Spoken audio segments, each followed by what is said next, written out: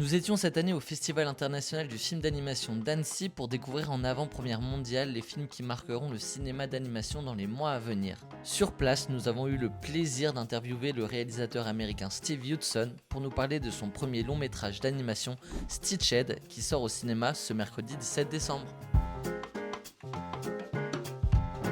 Stitched is a take on the Frankenstein world. So we got a little village, and above it is a big castle, and then a mad laboratory, and a mad professor, and he creates mad monsters, and they awake to almost life. And then the professor, well, he goes back to making more monsters, but who looks after the monsters, and who looks after the castle? Well, that's Stitched, who's the professor's very, very first creation. But he does all the work, and the professor doesn't even notice him, and he feels completely unloved and forgotten. One day, a freak show comes to this little town, and the freak show is completely lame. The freaks aren't frightening at all. So when the boss of the freak show, Fulbert Freakfinder, when he hears that there's monsters up in that castle, he goes up there and he seduces Stitched to come and join the freak show, and he promises him love. Yeah, that they will love you. Which is true, because he's a real monster from the castle and all the villagers are frightened. But, these days, we've all got Instagram or whatever, and you think love is ding, ding, ding, ding, ding, and that's not love. And Stitched, he was hoping for love from the professor, from his father, and then he's hoping for love from Freakfinder, from this showbiz world. That ain't love. But then to discover actually that there is real love out there, but it's the solidarity with our brothers and sisters. That's the love, and that was the kind of thing that really appealed to me. And it seems to me that our kids are growing up in a world that's kind of things are difficult, and it's important to remember that there is hope, there is love. None of us would be here when we were all little babies. We had to be loved, or we would never have grown up. Love is actually the basis of human society, and if we can remember that, that would be really good. So someone gave us an audiobook of the original book, and it's so long ago, it was on a CD, and we were in a car, and we put the CD in the car, and I'm sitting with my wife, who is also my producer, Sonia, which just kind of helps. And we got our 3 kids in the back, and it's this story, it's like this Frankenstein story.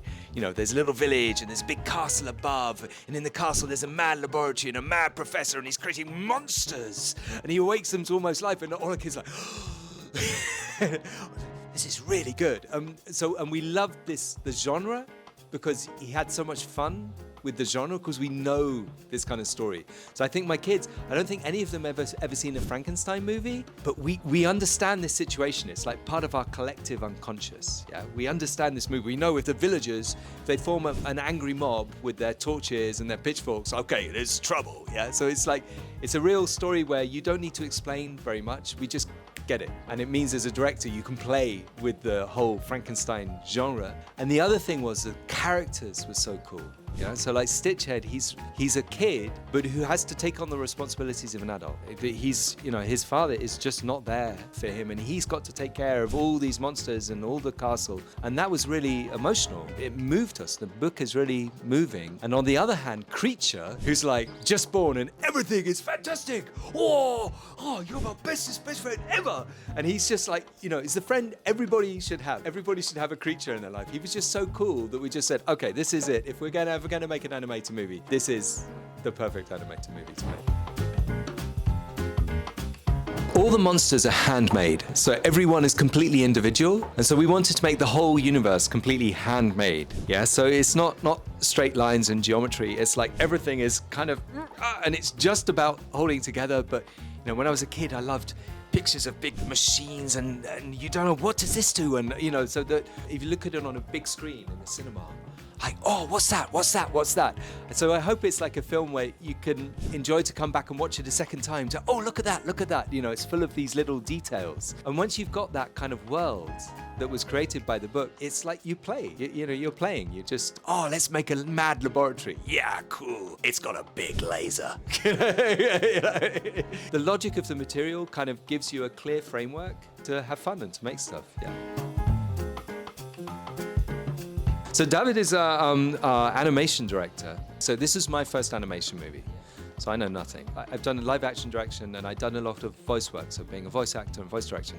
But David's super experienced. So he worked in big Hollywood studios, but he also did some great J'ai perdu mon corps here, and other, real art house animation movies. He's a monster. He's amazing. So because he was up sort of every night, 2 a.m., the little notes, one frame, no, here, I learned so much from him, and to find an animation style which I feel like it's consistent throughout the movie. It feels organic, but it's also in different moments of different sorts. So sometimes, like when the monsters are panicking, it's like Looney Tunes, yeah? Like they're like Pavlov's dogs. They've been conditioned. An angry mob, wah! And chaos. But sometimes it's it's much more naturalistic and delicate, So you have the scenes between Stitchhead and Arabella where she's saying, "Is this love?" And he's like, it's a much more delicate, very human, natural style of animation. And David was just fantastic. When I was a kid, I ruined my eyesight reading Asterix books at night, because I would read them and then my mum would say, "You have to go to bed and turn the light out." And and turn the light out. And I had a little torch. And the trouble is that, this was early days, the batteries went really quickly and the light would get dimmer and dimmer and dimmer. So I would read the Asterix books until my eyes were, completely screwed. But Asterix is fantastic because on the one, you can read it, when you're 6 years old and it's fun, yeah? The characters are fun, the action is fun, there's a lot of comedy.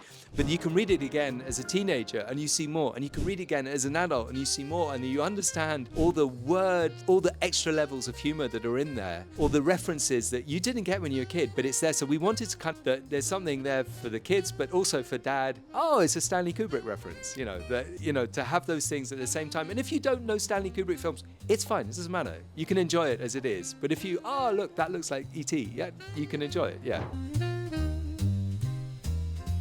Well, firstly, because I'm the most frightened person in the cinema every time. My first experience in the cinema was to go to see Snow White with my grandfather, and I don't know how old I was, 4 or 5 or something.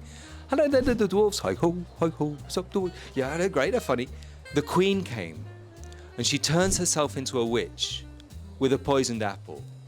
And I turned to my grandfather and said, "We are leaving now. These people hate me, they want to frighten me." And he said, "But the dwarves will come back, they're funny." "I don't care, they hate me. Look, they made me frightened." Even like in Shrek, when the donkey goes to the dragon and is creeping up the steps, yeah, and the dragon jumps out, and I'm the one person in the cinema. I jumped out of my seat and the whole cinema laughed at me, not at the screen, at me. I have no sense of distance to the screen. I believe this is reality, this is true. I'm going to die and the dragon is going to eat me because I'm the donkey. So horror is kind of fascinating for me, but it's a movie about horror movies. So we play with the genre, but it's not a horror movie. So it's because fear is a big thing for kids because cinema is so overwhelming. So we wanted to have kind of like that comic distance to horror. So it's looking at horror movies.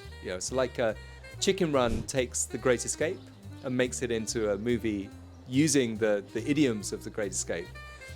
Actually, it's worse. In Chicken Run, they're going to eat the chickens. No one's going to make a pie out of Steve McQueen and eat Steve McQueen. So it's much worse in Chicken Run, but it has that comic distance, and that's a lot of fun.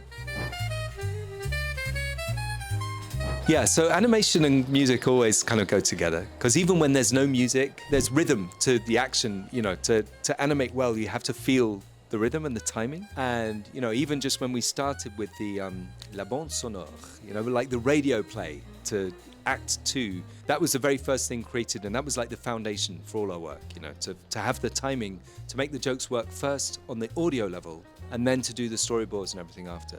Specifically with the songs, we always kind of wanted to open with a song. Hey, here's the film. So we had this one song ready for Monstres, which is at the beginning, and then we hear it in a different version at the end. Are you ready for Monsters? For a freakish romance? At some point when we were making the movie, this wasn't originally planned, but someone came and asked the question, "Hey, how does Stitchhead know that he's meant to make everybody scream when he joins the freak show?" I said, "Oh no, it's a really good point. We didn't know. So we'll do a song." You sing a song in a musical, and at the end of the song, you can do that thing, yeah? So we thought, if Stitchhead needs to know that he needs to make him scream, we'll sing a song, and we'll call it Make Him Scream, because it's like Make Him Laugh and Singing in the Rain, which is one of the best movie songs ever, and the funniest routines. So yeah, so we wrote that song, Make Him Scream, to add in, to sort of give it a kick, and because Freak Finder is singing the song, and he's the showbiz guy, so he's got that talent. He should be able to sing and dance. It's kind of natural to him. It's a natural way to teach someone. Maybe even another Stitchhead. Yeah, but no, I don't think I'd go back to live action now. It was too much fun. Yeah. And people in animation are really nice. Yeah. How do you like Annecy? C'est pas mal, hein? No, it's a fantastic place, and obviously, the people here, people are really aware and understand animation, and it was like super. We had our premiere yesterday, and there was lots of applause and lots of laughs. But when the animators came up in the final credits, there was like an extra big round of applause, and that's really touching because people here really understand, that one single person could be working for weeks on just a few seconds, and they know what that means, and so it's really, really cool to be here. That was always our dream. If we can open in Annecy, that would be like, made it.